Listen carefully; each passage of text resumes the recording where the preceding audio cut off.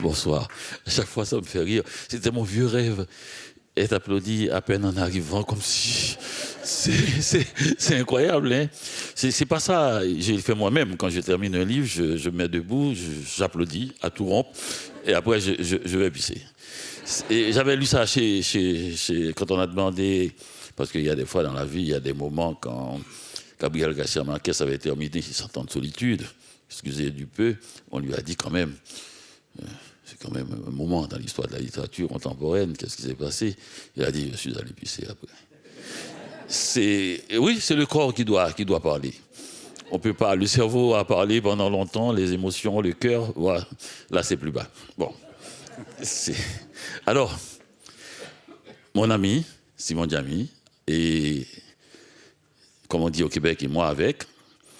Et donc, nous allons vous parler de quelqu'un qui nous a illuminé, fasciné, excité, qui s'appelle James Baldwin, avec qui j'ai toujours eu de bons rapports, surtout au début. Et je vais commencer par le moment où je l'ai envié. J'étais jeune écrivain. C'était avec mon premier livre, qui a un titre que je ne vous dirai pas. Et une couverture encore plus explosive. On ne peut pas présenter ça en librairie. Je ne sais pas comment ça a fait pour passer C'est encore en librairie. C'est encore en librairie, oui, 40 ans plus tard. Et à chaque fois, à Montréal, j'ai dit, mais comment vous avez fait pour continuer à accepter un livre qui s'appelle « Comment faire l'amour avec un ex sans se fatiguer ?» Ils m'ont dit, on n'a pas osé toucher parce que, bon, on l'a lu quand on était trop jeune et ça s'est inscrit, c'est le propre des livres, ça s'est cristallisé en eux et on n'a pas envie. C'est le côté sans se fatiguer, je crois.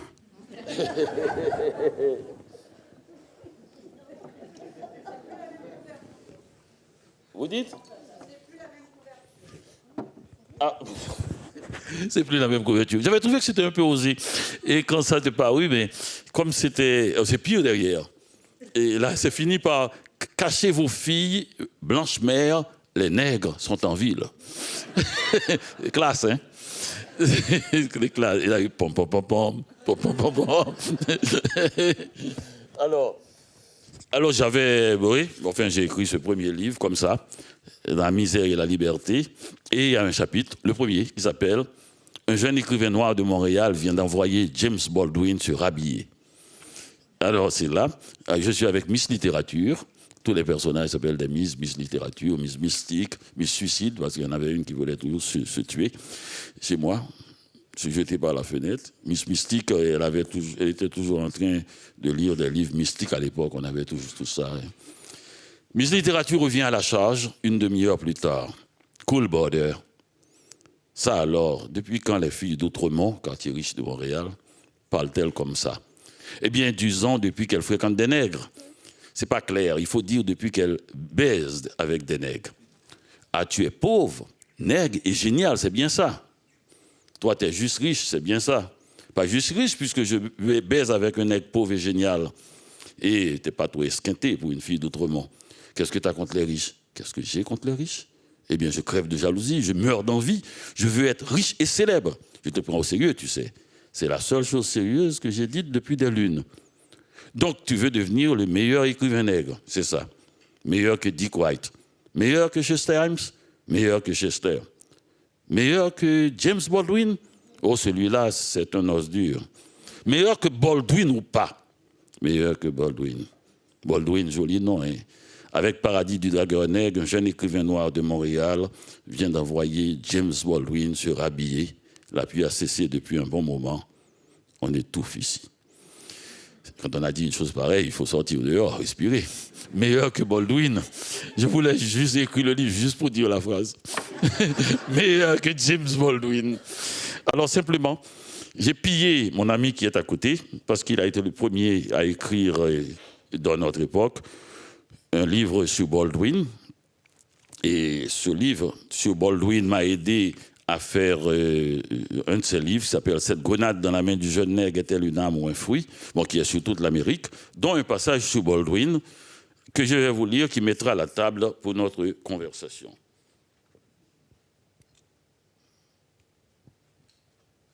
Faut pas croire, hein, tout était bien classé.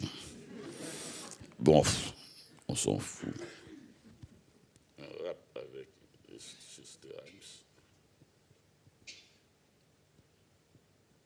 Alors, ça s'appelle James Baldwin, un portrait. C'est avec James Baldwin que j'ai envie de parler. Et comme vous le savez, Baldwin est mort. Le seul écrivain en qui j'ai pleinement confiance. Chaque fois que je désespère des hommes, j'ouvre un bouquin de Baldwin pour y trouver l'intelligence la plus fine mêlée à la plus vive sensibilité. Baldwin est un homme selon mon cœur. Je suis encore assis à la fenêtre de cet appartement de Harlem chez le poète Quincy Troupe, pas loin de l'endroit où Baldwin a passé son enfance et son adolescence pieuse de fils de pasteur. La petite rue est déserte, quelques arbres rabougris dans le parc. De temps en temps, on entend une sirène d'ambulance. Les hommes ont toujours aimé mourir à l'aube. L'heure douce pour une mort violente. J'imagine que ceux qui veulent communiquer avec nous préfèrent aussi cette heure. C'est dur. La voix particulière de Baldwin, il est assis en face de moi, son visage de vilain canard n'a pas changé. Je regarde ses mains, un bref instant, des mains de mandarin, pareilles à celles de Miles Davis, de grands artisans. J'essaie de comparer ce type assis en face de moi avec les dizaines de photos de Baldwin que j'ai vues dans la petite chambre qui sert de bureau à Quincy Troupe. J'ai passé la nuit à les regarder. Baldwin, au moment de sa rencontre avec le romancier Richard White, on voit, à côté du visage rond, presque poupin de White, un frêle jeune homme en veston noir, déjà angoissé, lecteur vorace, curieux de tout, écorché vif, émotivement instable. Baldwin rêvait d'être écrivain et White représentait le seul modèle d'écrivain noir à l'époque pour un jeune homme aussi ambitieux.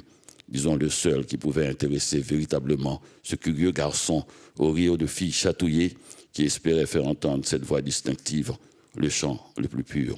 Devenir le plus grand écrivain d'Amérique. White était subitement devenu un mythe après l'apparition de Native Son. Regardez la gueule de singe affamé de Baldwin à côté de la puissante musculature du tenant du titre. On a envie de parier à 5 contre 1 pour l'aspirant. Le petit Baldwin est un dieu à cuire. Il se prépare déjà, au moment de cette rencontre, à tuer le père. Pauvre White. Baldwin à Paris, maigre, sans le sou, enragé, écrivant la nuit, flânant le jour. Le nègre est plus libre à Paris, mais il crève de faim. Bien sûr, le vin ne coûte presque rien. Enfin, quand c'est donné.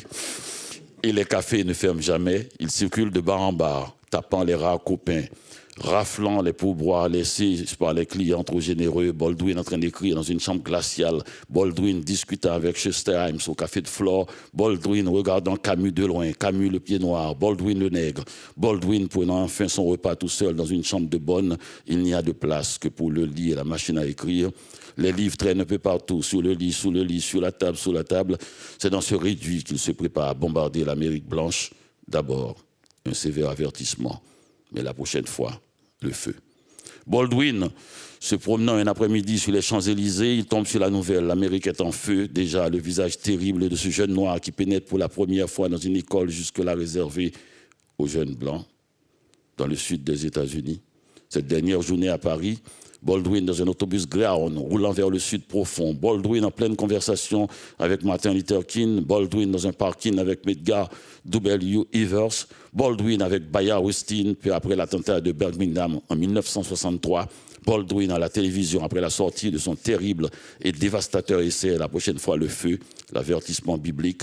Et surtout Baldwin en train de taper ses mots crépitants, prêt à quitter la feuille blanche pour atteindre l'ennemi en plein cœur. Baldwin, un homme selon mon cœur.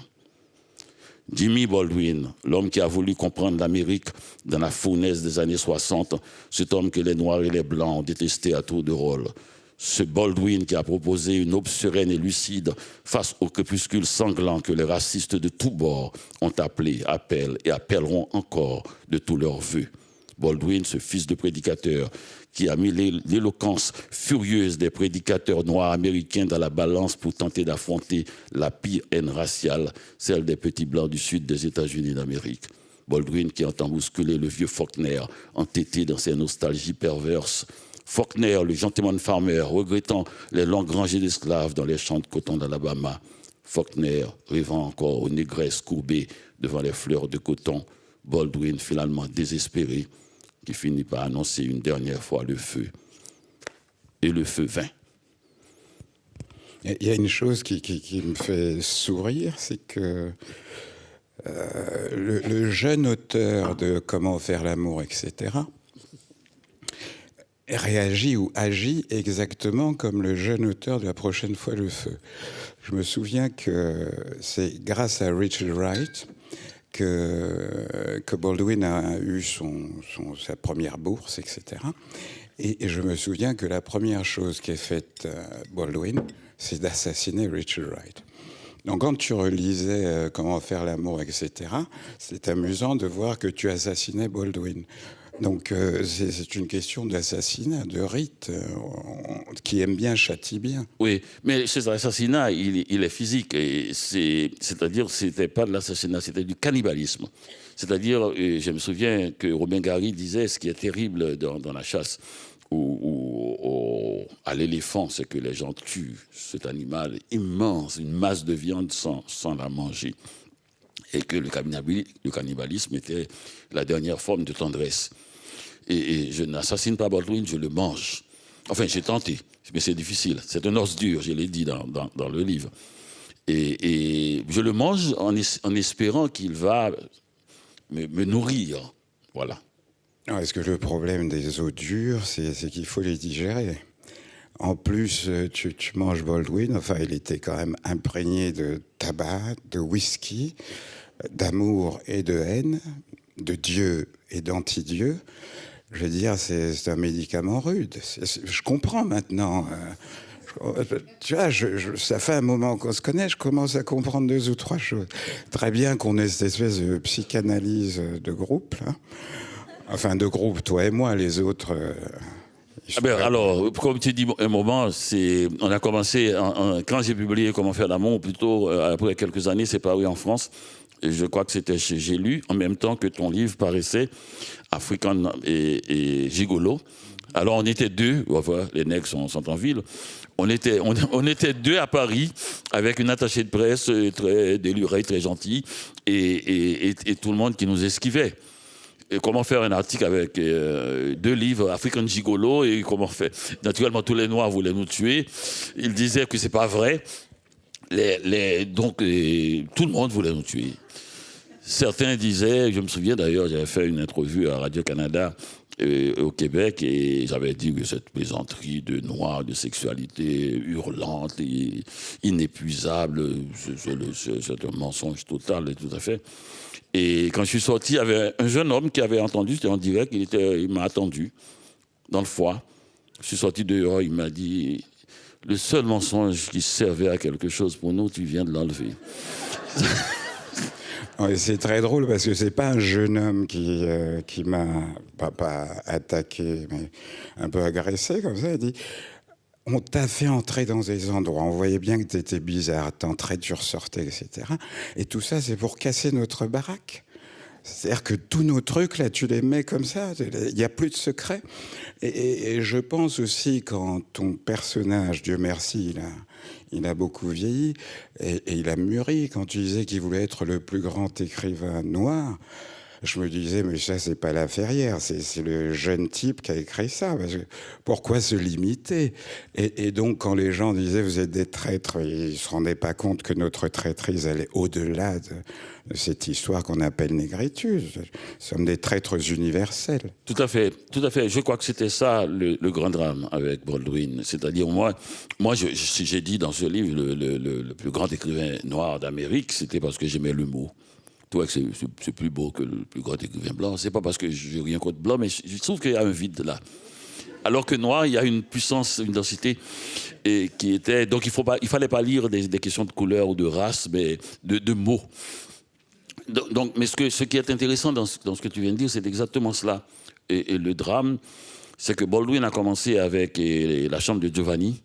C'est-à-dire, Baldwin avait deux solutions dans la vie, ou 2 problèmes, selon la personne qui regarde. Il était noir et homosexuel. Et ça ne s'associe pas.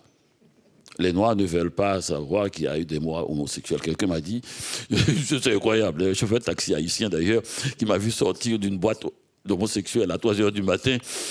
Et puis là, je monte dans la voiture, il me regarde, il me dit, j'ai dit, ah ben tu as vu, hein? Bon, ce que tu as vu, tu l'as vu, point. Et il m'a dit non. J'ai dit comment non? Non quoi? J'ai dit non, tu n'as pas vu? Il dit non. J'ai dit non quoi? Il dit il n'y a pas d'haïtien homosexuel. J'ai dit, ben tout, hein, c'est pour ça, comme ça qu'on a eu le sida. Donc on a eu sur le nom. Donc c'est cela, c'est-à-dire que Baldwin avait cela. Les Black Panthers, comme on en a parlé, ne voulaient pas d'homosexuels dans leur groupe. Ils disaient c'est pas très sérieux. Et je ne vois pas qu'est-ce qu'il y a de sérieux de ne pas l'être ou de l'être. Et donc, Baldwin avait choisi. Il a choisi la chose qui n'était pas liée à la race pour essayer d'atteindre cet universel. Et il a été honni, embrassé naturellement. Mais c'est rare des gens qui soient à la fois noirs, homosexuels, qui l'admettent. Donc, il n'avait pas eu un grand lectorat de ce côté, ou plutôt on ne lisait pas ses livres en public, et La Chambre de Giovanni. Donc, le drame, dès le début, c'était cela. Qu'est-ce qu'on choisit qui touche à l'universel, qui nous sort du communautarisme. Et c'est vrai que en lisant, en écrivant ce texte, comment faire l'amour quand je parle de cela, s'il n'y avait pas Baldwin, je n'aurais pas dit le plus grand écrivain noir, puisque je suis contre tout rapport. D'ailleurs, je suis contre le plus grand écrivain. Le plus grand écrivain de quoi? Le plus grand écrivain doit jouer au basket, j'imagine. Mais pour en revenir à Baldwin et à son double paradoxe, est-ce qu'il réussira à aller au-delà? C'est précisément que, surtout à son époque, il y a un devoir d'être. On est assigné à résidence. Et Baldwin n'aimait ni l'une ni l'autre de ces résidences. Mais en mélangeant sa négritude et son homosexualité, tout d'un coup, il y avait une troisième voie qui n'était pas la voie assignée. Je me souviens un jour où on discutait de choses et d'autres. Je lui disais pourquoi t'écris de moins en moins. Il me disait, jeune homme, je suis tombé sur un piège et je te souhaite pas de tomber dedans. On m'a fait le porte-parole, parce que j'ai eu un bouquin qui a bien marché, Fire Next Time.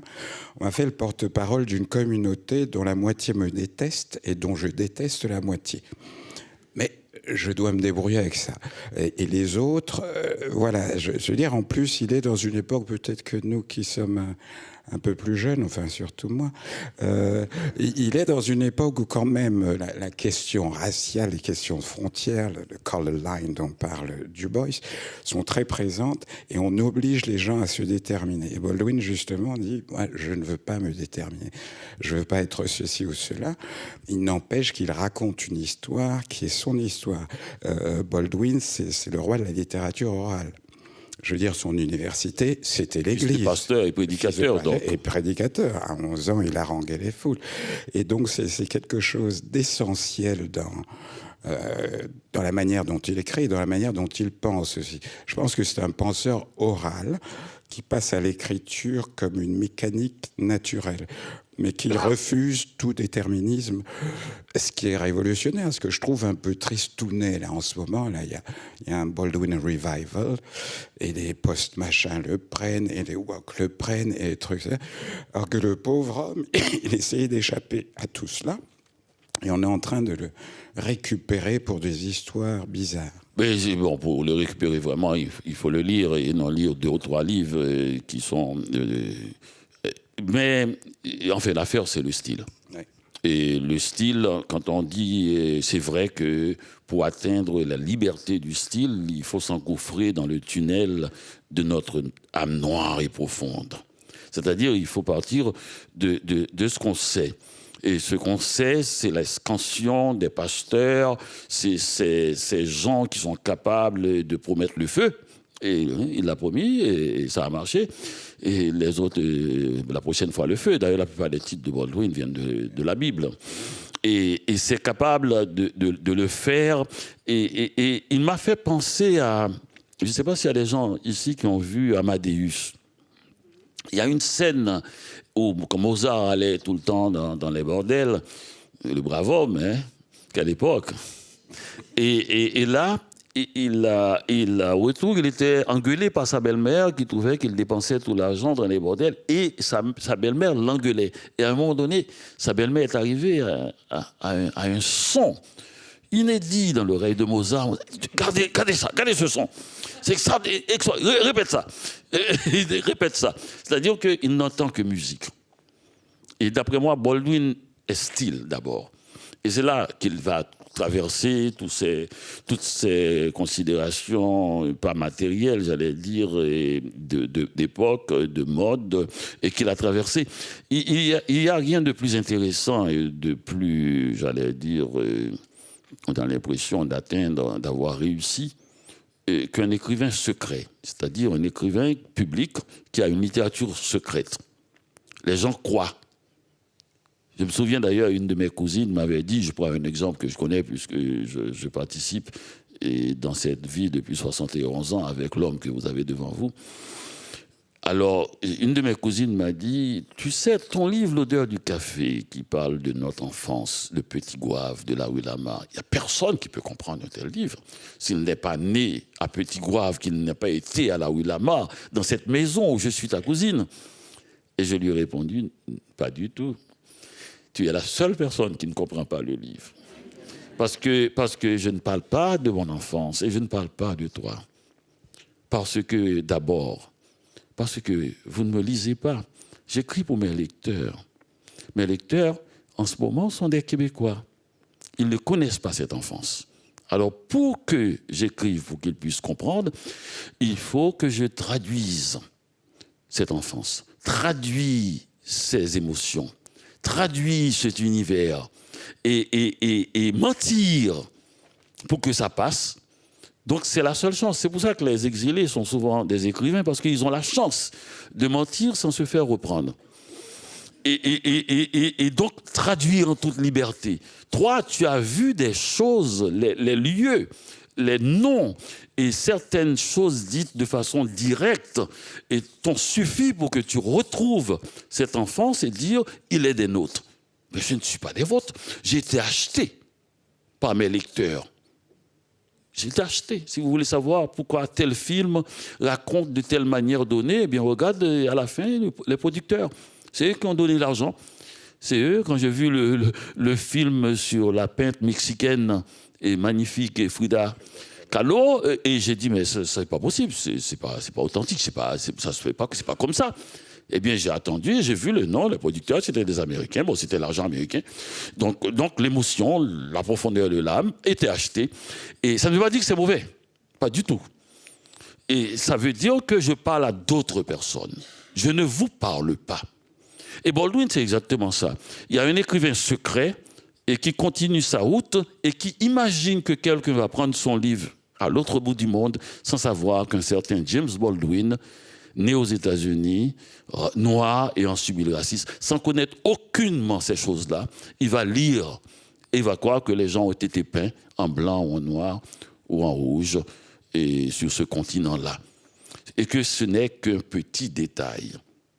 Et parce qu'il va descendre avec lui là où l'on ne peut aller si on le regarde sous l'angle de la race et même de la religion ou de l'émotion. Oui, de toute façon, c'est le principe même de la création. Il y a un dicton italien qui dit traduttore traditore.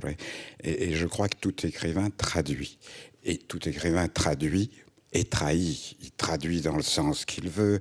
Il raconte des histoires qui deviennent iconiques alors qu'elles ne le sont pas. Tu as pris l'exemple de Milos Forman qui tout d'un coup décide, mais enfin c'est pas lui qui a écrit le film, c'est une pièce de théâtre à la base, mais qui tout d'un coup décide que la Reine de la Nuit, c'est la belle-mère de Mozart. Et je me souviens de gamins qui n'ont jamais lu de biographie de Mozart, qui ne connaissent rien à Mozart. Il y avait quand même sa belle-mère, elle avait une sacrée voix. Et donc, il y a un type comme Vian qui disait « Cette histoire est vraie puisque je l'ai inventée d'un bout à l'autre ».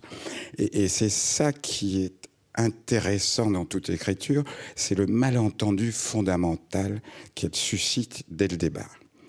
Les gens pensent que Baldwin est noir, Baldwin n'est pas noir. Les gens pensent que Baldwin parle de la cause noire.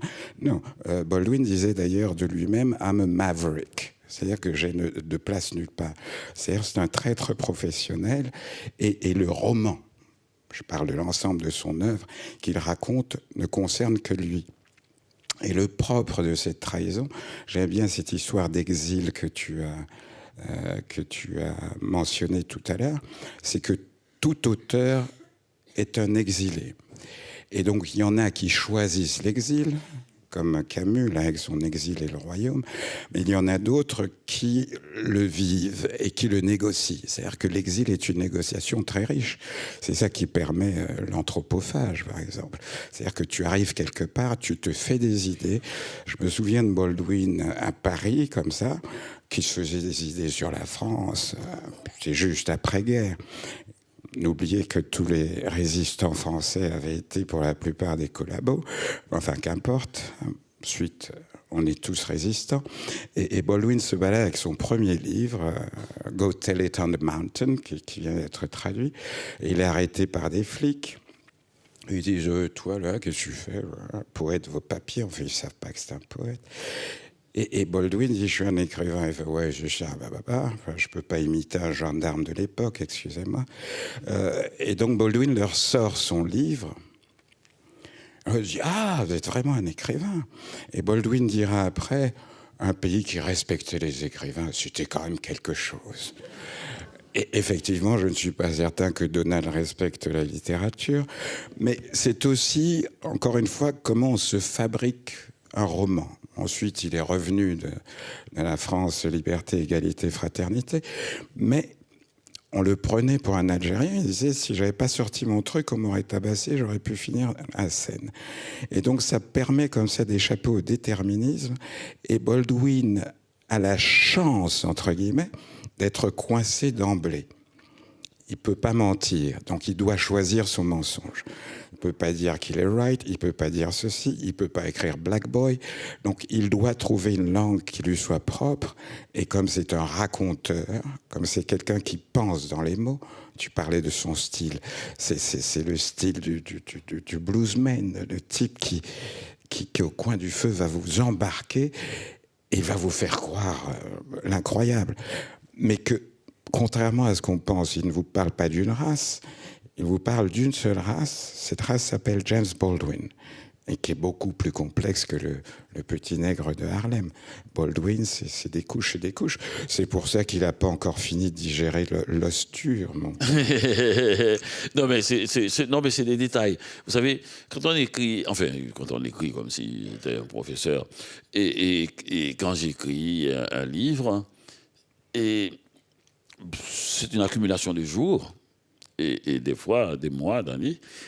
Et on se lève le matin avec une énergie nouvelle. Et c'est là qu'on met un petit détail. Un détail qui nous touche, qui nous émeut. On se dit, c'est quand même notre livre. De temps en temps, c'est pas tout le temps que c'est une propagande, un discours ou une tentative d'atteindre, de changer de monde, de classe, d'aller ailleurs, plus haut. Et des fois, c'est juste notre livre, un endroit où on se tient chaud, où on trouve une consolation du monde, où on peut même se faire peur aussi. Ça ne veut pas dire qu'on est niais parce que c'est notre livre, parce qu'on sait très bien que le lecteur aime bien et trouver de la difficulté, sentir que celui qui parle, ce jeu-là est quand même en situation un peu difficile, comme tu l'as dit. Et cette phrase magnifique, il est coincé.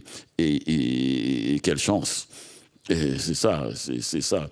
Et donc, on glisse des détails qui sont comme des choses, mais vraiment avec l'idée, moi, un jour, de me relire et de trouver des choses que les gens ne peuvent pas connaître, et de retrouver mon livre en trouvant des choses et comme ça. Et selon le nombre d'énergies de journée, de matinée, avec une énergie nouvelle et magnifique, et il va avoir le nombre de détails, et comme ça, admirables, de secrets sans intérêt. Et, sauf pour l'écrivain, pour la lecture, et glisser comme les petites pierres blanches du petit Pousset, pour essayer de retrouver le chemin du retour. Parce que c'est un voyage où on ne sait pas, on va perdre notre âme là-dedans aussi, notre cœur. Baldwin a commencé par se moquer de Richard Wright, qui l'avait aidé en lui disant, bon, littérature de protestation, et en fait, ça c'est pas de la littérature, vous voulez sauver les Noirs, c'est quoi ça? On est écrivain parce qu'on est écrivain, est-ce qu'on demande à un médecin de sauver les Noirs, des choses comme ça. Et il finit par être le chef de bande.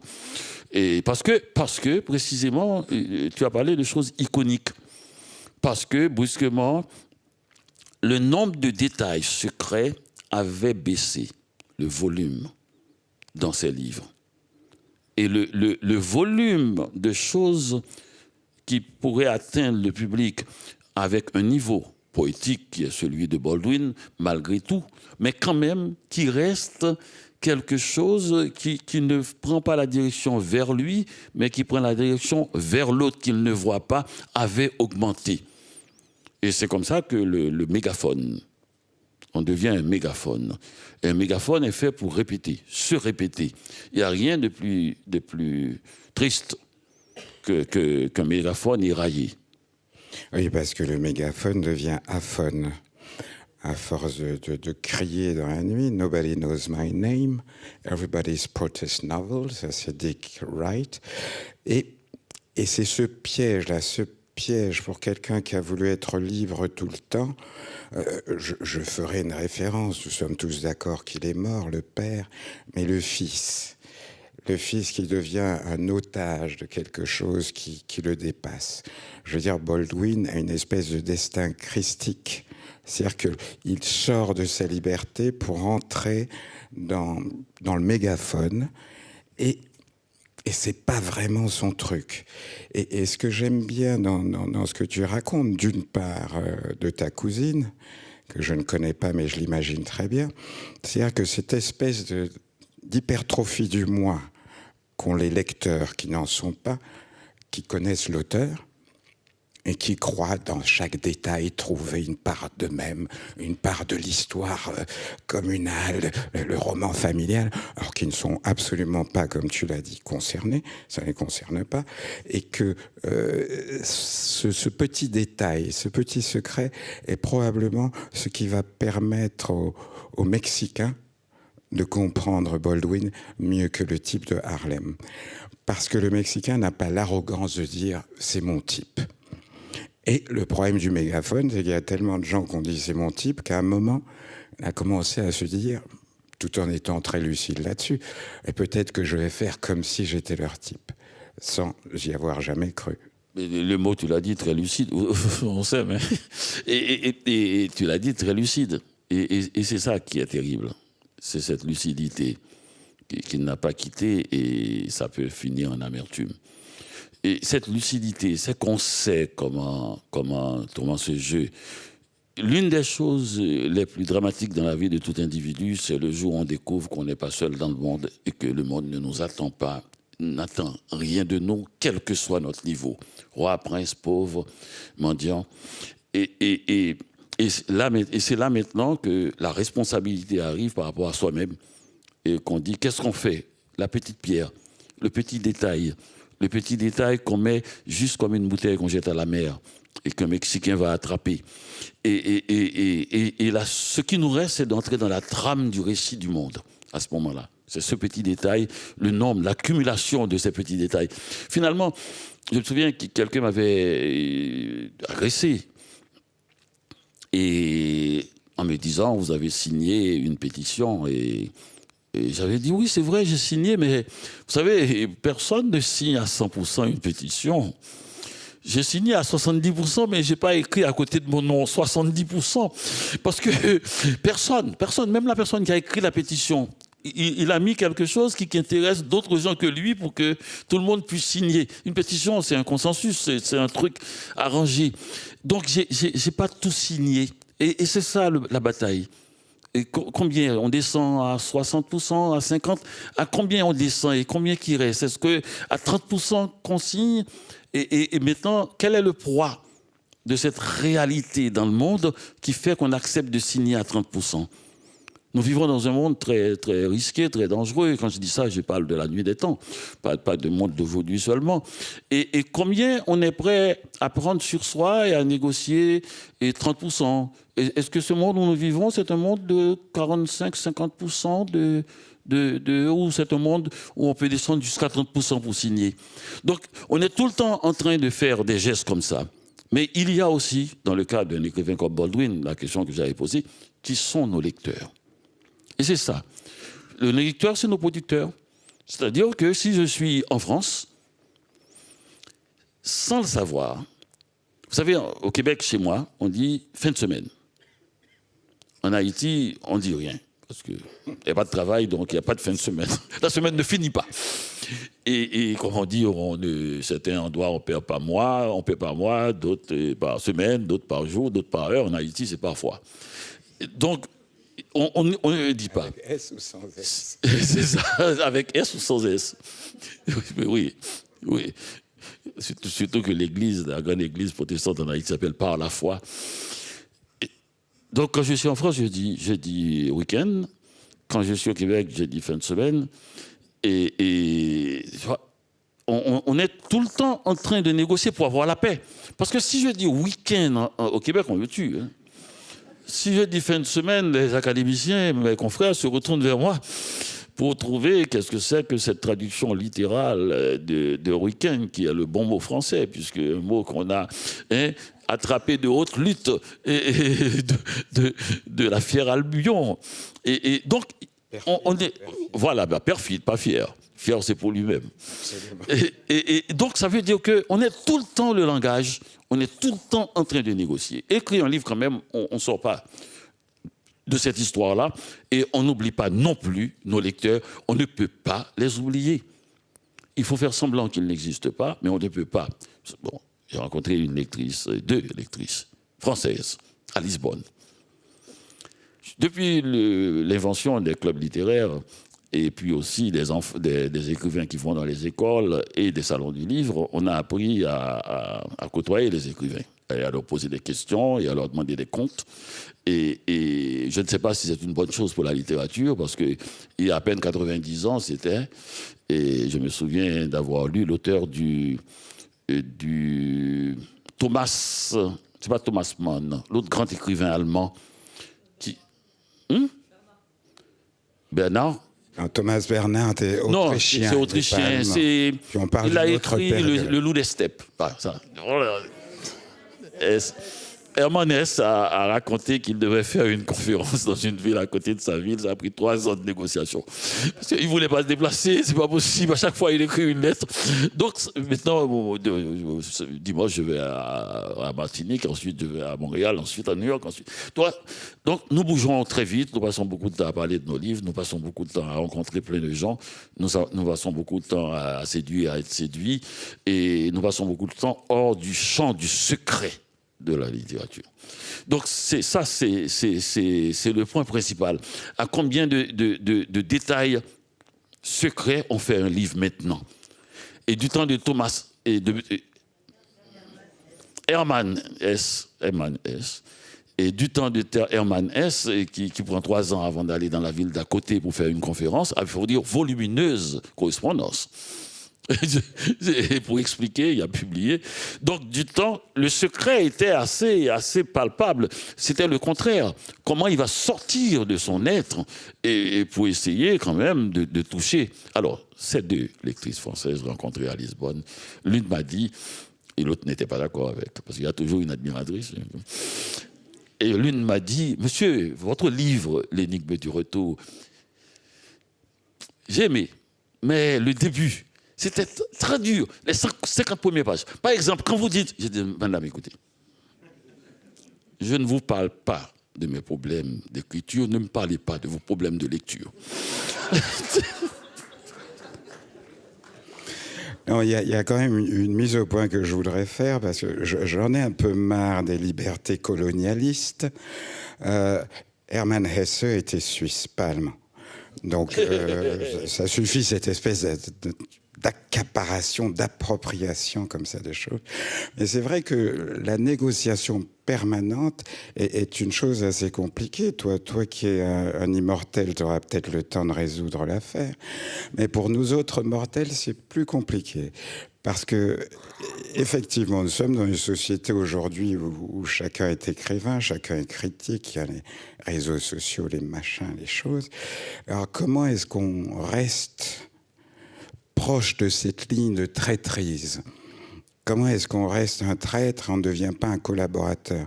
Je crois que ça, c'est une question qui se posait à Baldwin dans les années 80, quelques temps avant sa mort. Je me souviens d'une discussion où il m'a beaucoup fait rire parce que j'ai dit, mais quand même, toutes ces conférences, tous ces trucs, tous ces machins-là, tu passes plus beaucoup de temps dans l'atelier. Et il me dit, c'était très drôle, écoute, jeune homme, ne deviens jamais le porte-parole de personne, etc., etc. J'ai dit, aucun danger. Ce qui fait que je viens de publier un roman, ça faisait 30 ans que je n'avais pas publié un, parce que je me suis mis à faire des trucs de porte-parole, mais en lesquels je croyais, et c'était très drôle de tomber exactement dans cette espèce de chose où tout d'un coup on pense qu'il y a un projet messianique, alors que tout projet littéraire réside dans le détail, dans le secret. Et je pense que si la littérature est dans l'état où elle est aujourd'hui, c'est que précisément cette notion de secret, cette notion d'alchimie comme ça, Baldwin appelait son bureau de torture chamber, la chambre des tortures. Et je crois que les gens, je ne suis pas pour que tout peintre se coupe l'oreille ou que tout écrivain se suicide. Mais quand même, il y a quand même... faut garder un peu de mystère, un peu de... voilà, sinon ça devient n'importe quoi. Et quand je vois, vous qui êtes ici ce soir, pour voir mon camarade Danny, eh ben, je ne sais pas si vous lui rendez service. En même temps, vous êtes les producteurs, il l'a dit. Hein, sans producteur, il n'y a pas de film, etc., etc. Mais bon, c'est une boutade. Mais c'est qu'il y a un moment où le lecteur vient dire à l'auteur, allez, 50 premières pages, là, c'est pas possible, quoi. C'est comme si un collectionneur en art contemporain disait à un peintre, rajoutez-moi un peu de bleu, là, parce que mon salon, ça va pas aller. Pourquoi le cheval vole-t-il? Exactement. Et donc, il y a quand même... Nous vivons une époque un peu étrange où le lecteur s'adresse à l'auteur. Enfin, je trouve ça scandaleux. Plutôt étonnant, mais pas amusant du tout, mais étonnant. Et c'est vrai que moi, je ne sais pas. Ce que je suis moins scandalisé que Simon, je ne sais pas ce que ça va donner comme littérature. Mais j'avais lu déjà que Colette disait qu'elle était à une soirée, et puis il y a quelqu'un assis à côté d'elle et qui disait « Moi, je ne lis pas de livre s'il ne m'est pas dédié ». Donc, vous voyez, depuis déjà, il y avait un rapport personnel avec la lecture. La lecture, ben, très peu de gens ont reçu des dédicaces de Mille et une nuits. Très peu, pour te dire. Hein. Donc, il y avait déjà ce rapport, cette proximité. Je ne sais pas ce que ça va donner. Et parce qu'il faut attendre, comme il parlait d'immortalité. Enfin, ce matin, j'ai dit à un journaliste suisse qui me prenait pour j'ai dit, vous savez, je suis pas parmi les premiers. Il pensait que j'étais assez vieux pour être au tout début de l'académie. Je dis, mais oui, il me parle. Il me dit, vous autres, là, depuis 1635, vous montez au peuple. Sont parfois naïfs.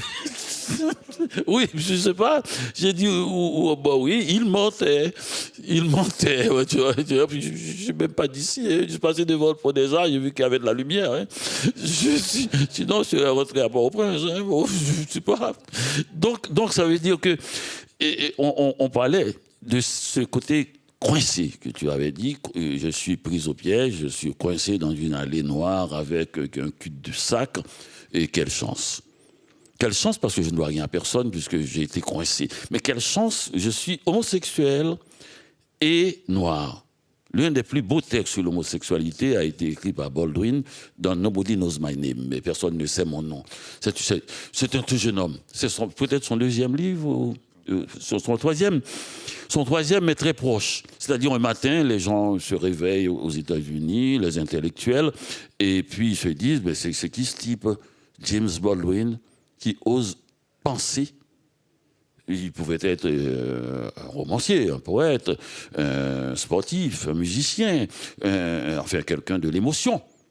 Il se pense et nous pense. Il dit que on n'est pas plus mauvais qu'un autre. ben on a fait tant de choses qui méritent le respect, qu'on puisse être vu comme des méchants, des tueurs. Je pense par exemple si quelqu'un dit « pauvre Donald Trump », tu vois, il n'est pas content. Il a ses données dans l'autre sens. Donc, surtout, il dira qu'il est milliardaire. Cette Amérique, il dit les Ku Klux Klan, c'est presque, il faut aller les voir, leur parler. Tous ces gens-là sont plus ou moins pris au piège de cette Amérique et que nous n'allons pas nous en sortir tout seul. Il faut sortir avec tout le monde. Les Noirs, comme il a dit, ne retourneront pas en Afrique. Les Blancs ne retourneront pas en Europe. C'est là que ça se passe. Et surtout que cette Amérique, c'est quand même pas rien. Je crois que c'est peut-être l'un des seuls pays où l'esclavage s'est passé sur le territoire. Ce n'était pas une délégation. Et ce n'était pas à Saint-Domingue, c'était sur le territoire même. Et puis quand même aussi, j'ai écrit un livre l'année dernière qui s'appelle « Petit traité du racisme en Amérique ». Et les gens m'ont dit au Canada, pourquoi pas le Canada? J'ai dit, mais parce que vous ne faites pas le poids. Le Canada fait 38 millions d'habitants, en tout, les 10 provinces. Il y a 45 millions de Noirs aux États-Unis. Vous ne faites pas le poids. Vous pouvez pas, votre population ne fait même pas le nombre de Noirs. Donc, vous ne pouvez pas, et puis vous n'avez pas eu un esclavage aussi immodéré, j'allais dire, qu'aux États-Unis. Donc, l'affaire est excellente pour étudier. C'est mieux. On ne peut pas faire ça avec 4 ou 5 Noirs, 2 Indiens et puis 3 Métis. On parle de puissance du nombre. Non, mais c'est extraordinaire. C'est là que Baldwin s'est retrouvé. Ce n'était pas un détail, comme d'autres auraient dit. On parle de millions de gens qui se retrouvent. Et il m'est arrivé d'ailleurs dans le métro de passer devant un Noir qui m'a dit, naturellement, hein, il ne le regarde même pas. Hein, c'est quoi ça? Un Noir ne demande pas à un autre Noir, c'est écrit dans la Bible. Et je passe, et puis finalement je me dis, peut-être que si je ne lui donne pas, personne d'autre ne lui donnera. Et s'il y a des Noirs dans ces salles, ils doivent avoir ce sentiment-là. Tu dis, ça ne m'amuse pas de donner. Il a l'air plus jeune, plus physiquement mieux que moi. On fait tout ce qu'on dit quand on est nanti. Et pourquoi je n'ai pas de travail, comme on dit? Et j'ai dit, mais et je tombe dans un autre truc. Je sors du truc, je ne veux pas qu'il me croie parce que je dois lui donner. Et je tombe dans un autre, j'ai dit, mais si je ne lui donne pas, qui va s'arrêter? D'ailleurs, il ne s'adresse pas aux autres, sachant pertinemment que les autres ne lui donneront pas. Et en cela, il a tort. Surtout dans une société où la majorité de ceux qui possèdent sont à qui il devrait demander. D'ailleurs, donc il a tort dans son jugement, et pour cela, je dois faire ce geste. Et si je fais ce geste, je tombe dans ce que Baldwin est tombé. Et tu ne peux pas en ressortir parce que nous sommes des animaux faits pour être aimés. Nous aimons ceux qui nous aiment. Il y a un proverbe créole qui dit « Remets moun qui remet ou » aime ceux qui t'aiment. Et quand Baldwin dit, Baldwin qu'on le croyait perdu, tu vois, comment peut-on être noir et homosexuel? Donc il est perdu. Comment peut-on être noir et écrire un livre, La chambre de Giovanni, et puis être noir et aimer le vin? Ça veut dire croire. Et donc, il est perdu pour nous. Et Baldwin qui revient, l'enfant prodige. Il ne faut pas savoir comment il a été accueilli. Après la prochaine fois, le feu, il a été accueilli par les Blancs et par les Noirs. Il a même été accueilli, reçu par Kennedy et aussi par celui de l'islam et la nation. Et Elijah Mohammed, donc qui était le dieu de l'époque, il a été reçu. Le type, il est reçu partout, uniquement parce qu'il a pris la décision d'écrire, de rester assis comme un cordonnier ou une couturière, sans bouger, sans aller à la fenêtre, sans avoir envie de faire du café chaque 5 minutes, sans avoir envie d'appeler quelqu'un au téléphone pour fuir la page. Il est resté, il a écrit, il a pris le chemin découpé, comme on dit en Haïti. Le chemin. Et il est devenu la voix qu'on écoute. Ben, c'est normal qu'il écrive. C'est comme ça que les bourgeois nous ont tous eus. Et essayez d'écrire quelque chose qui dépasse votre classe sociale pour vous allez voir. Tous les bourgeois vont vous inviter. Et ils sont adorables. Pourquoi ne pas les aimer? C'est ça, c'est comme ça qu'on est pris. Et puis brusquement, on est reçu partout. Eh bien, on est fêté. Brusquement, ce qu'on voulait toujours que notre parole puisse passer. On vous dit, Baldwin, est-ce que vous aimez les Noirs? J'aime le style. Et puis tout le monde applaudit. On s'est dit, bon Dieu, les choses ont changé. Les choses n'avaient pas changé. On avait envie de le voir. Tout ce qu'il disait nous importait. Et il ne disait pas j'aime les noirs, il disait j'aime le style. Mais pour en revenir comme ça à cette obligation, à cette assignation de résidence, je me souviens quand j'étais gamin et que je me baladais à Paris, à New York ça m'est arrivé, tout d'un coup je vais faire mes courses tranquillement, et puis je croise un noir qui me fait comme ça. Alors je me dis, mais qu'est-ce qu'il a? Il me connaît? Il ne me connaît pas? Qu'est-ce que... je fais comme ça. Bon. Je continue, il m'a pris pour quelqu'un d'autre, etc. Jusqu'au moment où je me trouve dans un bar et quelqu'un me dit, ah, mon frère. Et là, j'ai compté, sauf si mes parents ont fait des trucs que je ne savais pas, ce type n'est pas mon frère, quoi. Et j'avais une espèce de problème avec ce machin, cette fraternité un peu suspecte. Je ne dis pas que je n'ai pas jeté ma pièce, mais c'est pour ça que je marche très peu, parce que tu rencontres plein de gens qui m'ont dit. C'est pour ça que je prends la voiture, comme ça au moins t'es pas dans un truc un peu où tu dis, si je ne donne pas, ça m'est arrivé, hein, si je lui donne pas. En plus, je suis très généreux, comme je donne peu et que j'ai pas l'occasion, on dit, ah, que Dieu te bénisse, Dieu est mort, faut le laisser où il est. Mais il y a donc cette solitude. Il y a Peter Handke qui a écrit cette chose. Le livre n'était pas terrible, mais je lui ai envié le titre, La solitude du gardien de but au moment du penalty. Et voilà, Baldwin était dans la solitude du gardien de but au moment du penalty. À un moment, comme dans un film de machin, là, Woody Allen, il lance une pièce et tombe du bon côté. La prochaine fois, le feu. Et tout d'un coup, Monsieur Baldwin. Alors que c'est un livre que ceux qui lui disent bravo auraient dû vomir, ils auraient dû l'étrangler, ils auraient dû le pendre. Ils sont là, comme ça. Alors quand tu sors de ta cage gardien de but, où tu es toujours très seul, ça me rappelle Yannick Noah, quand il gagnait, on disait le français Yannick, quand il perdait, on disait le franco-camerounais, c'est tout juste ça. Bref, tout d'un coup, tu sors, tu viens de faire un plongeon improbable, tu as arrêté le but. Ah, toute la nation est derrière toi, mais tu as toujours cette suspicion. Quand tu vois les gens, tu dis, mais celui-là, il sourit. Est-ce qu'il devrait pas. Est-ce qu'il n'a pas un couteau dans le dos? Est-ce qu'il me sourit juste parce qu'il faut sourire?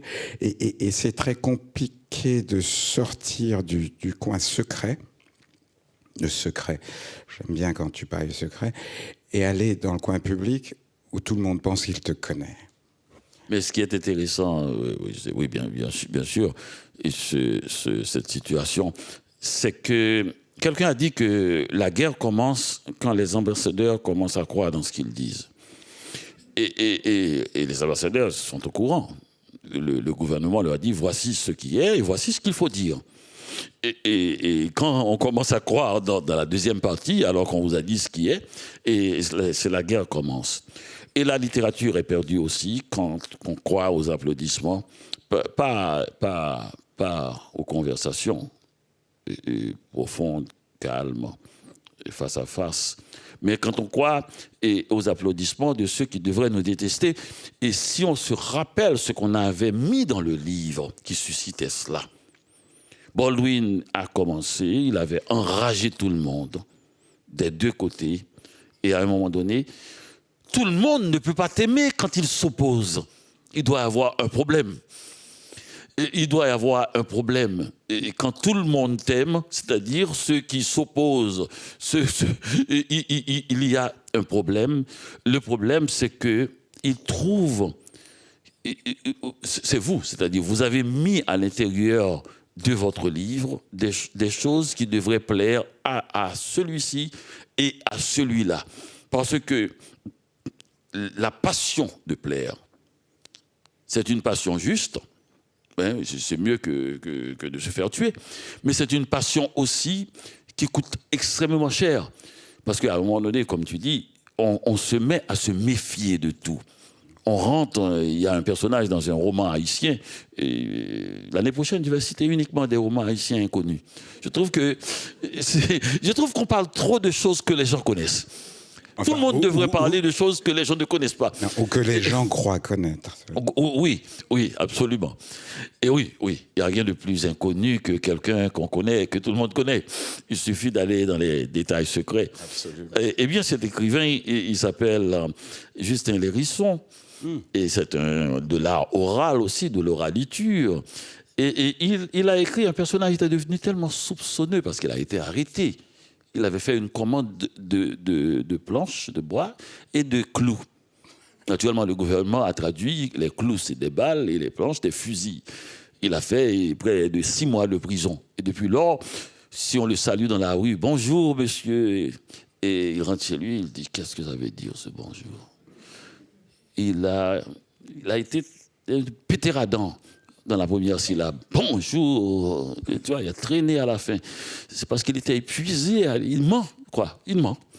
Donc, il est devenu comme ça. Il a tous les détails les plus simples de la vie quotidienne deviennent douloureux. Douloureux, littéralement. Et tu crois à tout le monde. Tu choisis à un moment donné de croire à tout le monde ou de ne croire à personne. Et ça, c'est la situation la plus terrifiante. La plus terrifiante parce que là, on sort de soi. Eh bien, je crois qu'on m'avait précisé de ne pas aller trop loin, parce qu'il va se passer quelque chose. Et on a commencé à 19h, maintenant il est 18h. Et... C'est intéressant. Hein. Nous avons réussi à renverser le temps. C'est l'Académie. Et c'est quand même nous qui avons inventé, je parle des Français, le futur antérieur. Le futur antérieur, un peuple aussi pervers pour inventer des temps de grammaire comme le futur antérieur, le passé composé deuxième forme, le plus que parfait. L'imparfait du subjonctif Ne peut pas mourir. Merci.